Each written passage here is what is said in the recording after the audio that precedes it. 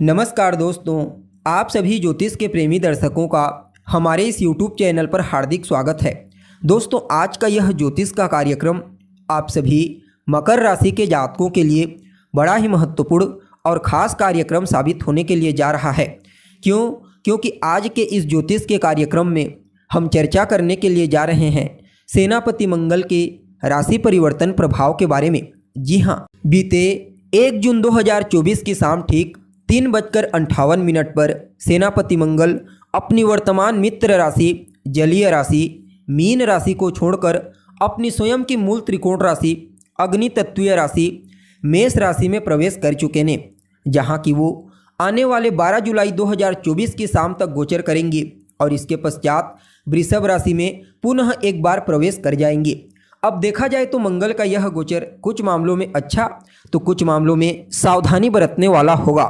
क्योंकि यहाँ पर पहले तो मंगल अपनी स्वयं की मूल त्रिकोण राशि में होंगे, जिसके चलते पावरफुल होकर आपको अच्छा परिणाम देंगे, लेकिन शनि की तीसरी दृष्टि से भी दृष्ट होंगे, जिसके चलते कुछ मामलों में आपको सावधानी बरतने की आवश्यकता होगी।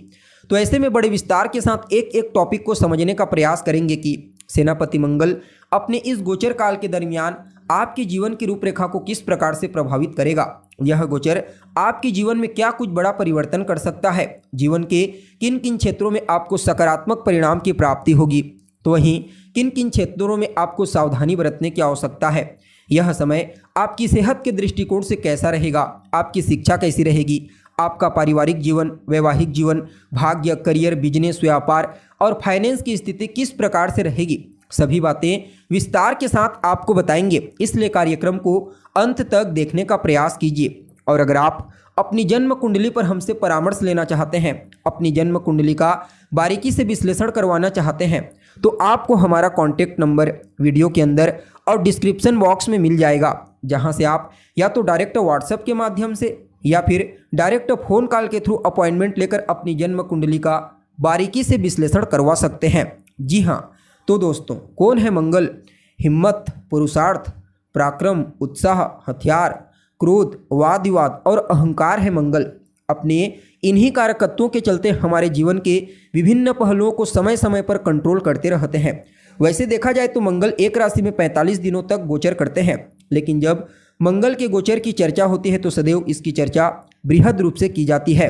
क्योंकि कर्म प्रधान विश्व रचि राखा। जो पुरुषार्थी हैं, पुरुषार्थ में विश्वास करते हैं, मेहनत में विश्वास करते हैं, किसी भी मुश्किल परिस्थिति में पीछे नहीं हटते, ऐसे लोगों के लिए सेनापति मंगल के राशि परिवर्तन को समझना बेहद ही ज़्यादा जरूरी हो जाता है। क्योंकि जब बलवान अवस्था में भूमिपुत्र मंगल राशि परिवर्तन करते हैं तो उस दरमियान इन क्षेत्रों में विशेष तौर पर पॉजिटिव परिणाम की प्राप्ति होती है। इसलिए इनके गोचर को समझना और ज़्यादा महत्वपूर्ण हो जाता है। जी हाँ, अब देखा जाए तो आप लोगों के लिए यानी कि मकर राशि के जातकों के लिए सेनापति मंगल गोचर कुंडली में आपकी राशि से चतुर्थ स्थान में गोचर करेंगे। यहाँ पर आपके लिए कोई कारक ग्रह तो नहीं होते, लेकिन फिर भी लाभ स्थान और चतुर्थ स्थान के मालिक बन करके चतुर्थ स्थान से गोचर करेंगे। अतः कुछ मामलों में आपको बड़ा ही अद्भुत और श्रेष्ठ परिणाम प्रदान करेंगे। जी हाँ, यूँ समझ लीजिए कुछ क्षेत्रों में आपको इस गोचर काल के दरमियान बड़ा ही श्रेष्ठ परिणाम प्राप्त होगा। जैसे कि इस समय अवधि में सामाजिक क्षेत्र में आपका रुतबा बढ़ेगा, आपके मान सम्मान, पद प्रतिष्ठा, आपकी प्रसिद्धि में विशेष रूप से वृद्धि होने वाली है। माता के स्वास्थ्य में सुधार होगा। जो जातक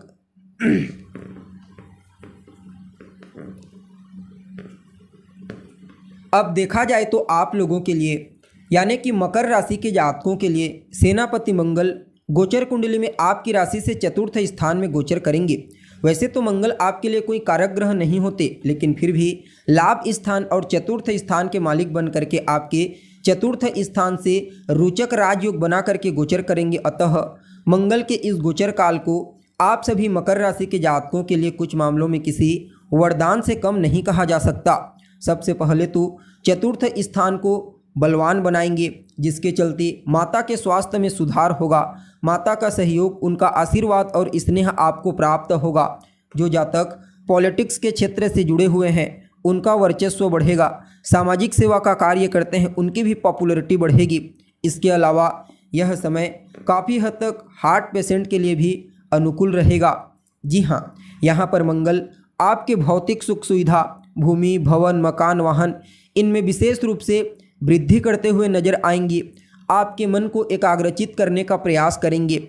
अब देखिए, जहाँ पर मंगल होते हैं वहाँ से चतुर्थ स्थान, सप्तम स्थान और अष्टम स्थान को दृष्टिगोचर करते हैं।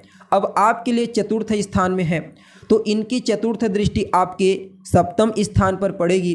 अतः व्यापारियों के लिए तो यह दृष्टि अनुकूल रहेगी, चाहे आप स्वतंत्र रूप से व्यापार करते हैं या फिर पार्टनरशिप में व्यापार करते हैं। लेकिन आपके दाम्पत्य जीवन में कलह, क्लेश, वैचारिक मतभेद की स्थिति भी उत्पन्न करेंगे। इसलिए जीवन साथी के साथ जितना ज़्यादा हो सके शालीनता से पेश आइए। अगर अपनी तरफ से आप आपसी सामंजस्य स्थापित करने का प्रयास करते हैं तो यह आपके लिए ठीक रहेगा, कोई प्रॉब्लम नहीं होगी। लेकिन अगर आप अपने क्रोध पर, अपने अहंकार पर नियंत्रण नहीं कर पाते हैं तो फिर यह आपके दाम्पत्य जीवन और पारिवारिक जीवन दोनों ही स्थितियों में प्रतिकूल साबित होगा। जी हाँ, बाकी मंगल की सप्तम दृष्टि आपके कर्म स्थान पर होगी, अतः कार्य क्षेत्र में आपको बड़ा ही जबरदस्त परिणाम प्रदान करेंगे। सबसे पहले तो आपके कार्य करने की क्वालिटी में निखार आएगा, जिसके चलते आपके साथ काम करने वाले सहकर्मी तो आपसे प्रभावित होंगे ही होंगे। साथ ही साथ आपके बॉस भी आपके कार्य की क्वालिटी से प्रभावित होकर या तो आपके वेतन में वृद्धि कर सकते हैं या फिर आपकी पदोन्नति कर सकते हैं। जी हाँ, सिर्फ इतना ही नहीं, जो जातक बेरोजगार हैं, लंबे समय से रोजगार की तलाश कर रहे हैं, उनके लिए भी रोजगार के कुछ नए साधन उपलब्ध होंगे। खास करके ऐसे लोग जो लंबे समय से सेना, पुलिस, मिलिट्री फोर्स इत्यादि के क्षेत्र में जाने के लिए प्रयत्नशील हैं, उनको कोई बहुत बड़ी गुड न्यूज़ की प्राप्ति होगी। जी हाँ, मंगल की अष्टम दृष्टि आपके लाभ स्थान पर होगी, फलतः आपके जीवन में लाभ की स्थिति को मजबूती प्रदान करेंगे। आपके पास जिस माध्यम से धन का आगमन होता है वहाँ से तो होगा ही होगा, साथ ही साथ धन आगमन के कुछ नए सोर्स आपको प्राप्त होंगे। बड़े भाई बहनों को भी उनके कार्य क्षेत्र में विशेष सफलता प्रदायक साबित होंगे। आपकी कोई अधूरी इच्छा है जो लंबे समय से पूरी नहीं हो पाई है तो वह अधूरी इच्छा इस गोचर काल के दरमियान पूरी हो सकती है। जी हाँ, यानी कि कुल मिलाकर के देखा जाए तो शनि की 7.5 के अंतिम दौर में भी मंगल के इस राशि परिवर्तन को, इस गोचर काल को आपके लिए किसी वरदान से कम नहीं कहा जा सकता। फिर भी इस समय को और बेहतर बनाने के लिए अपने माथे पर लाल चंदन का तिलक लगाइए।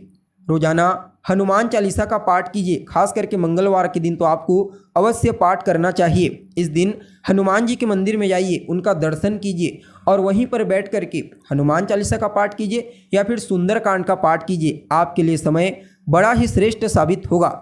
जी हाँ, तो दोस्तों, हमें उम्मीद है जानकारी आपको पसंद आई होगी। जानकारी अच्छी लगे तो इसे अपने दोस्तों के साथ, अपने रिश्तेदारों के साथ शेयर अवश्य करें। अभी के लिए बस इतना ही। पुनः मुलाकात होगी एक नए और ताज़ा एपिसोड में। तब तक के लिए नमस्कार।